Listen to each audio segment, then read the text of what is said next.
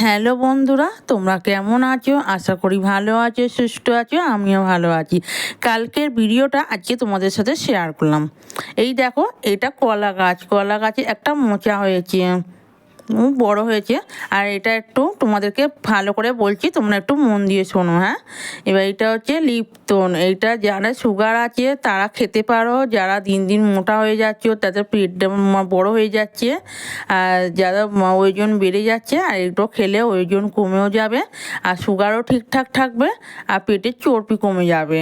আমার তো পেটের চর্বি অনেকটা কমে গেছে, তোমাদেরও বলছি তোমরাও অবশ্যই খাবেন, দেখবো তোমাদেরও সব ঠিক থাকবে, সুগারও ঠিক থাকবে, ওজনও কমে যাবে, আর পেটের চর্বিও কমে যাবে।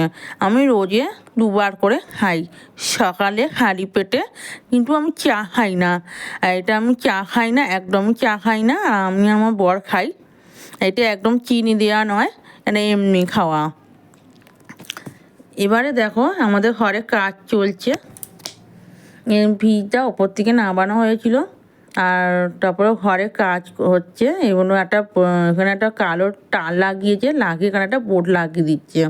আর আমার কাজ হয়ে গেছে, আর আমার বর ওখানে ফ্রিজটা সরিয়ে দিয়েছে, এবার সরিয়ে দিচ্ছে।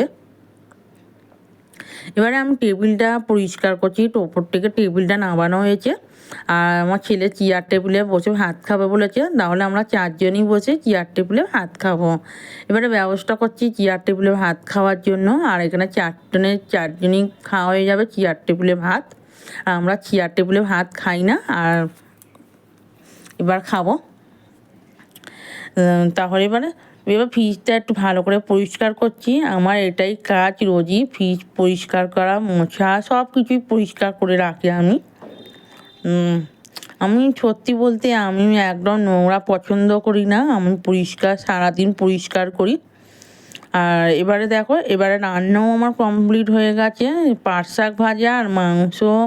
আর ওইদিকে আমার ছেলের মধ্যে বলেছিলাম চেয়ার টেবিলে বসে ভাত খাবো, আমি তো বসে খাচ্ছি, আগে থেকে শুরু করে দিয়েছি। এবারে দেখো, বিকেলবেলা আমার বর ক্যাংড়া কিনে এনেছে। আমি তো ক্যাংড়া ধরতেই পারি না, আমার শাশুড়ি মায়ের তো খুব সাহস। আর তোমরা কে কে ক্যাংড়া ধরতে পারো আমাকেও কমেন্ট করে জানিও। এবার দেখো, আমার শাশুড়ি কেমন করে ক্যাংড়া ধরছে, আর ক্যাংড়ার ছাল আর ক্যাংড়ার টক খেতে তো দারুণ লাগে। আর তোমরা খাও কি আমাদের কমেন্ট করে জানিও। আমার বর অনেকটা কিনে এনেছে। আর এটা আমার এখনও তো সারিয়ে ধুয়ে ফ্রিজে রাখা আছে। আমি টক করেছিলাম, টক খাওয়া হয়েছিল। ক্যাংড়ার টক খেতে হেভি লাগে, ছালেও ভালো লাগে। এবারে আমার শাশুড়ি মা সারিয়ে রেখে দিচ্ছে। আমি তো পারবোই না, অবশ্যই তোমরা জানো। আমি তো এইদিকে আরশোলাও ঠিক মতো ধরতে পারি না, আর এইদিকেও।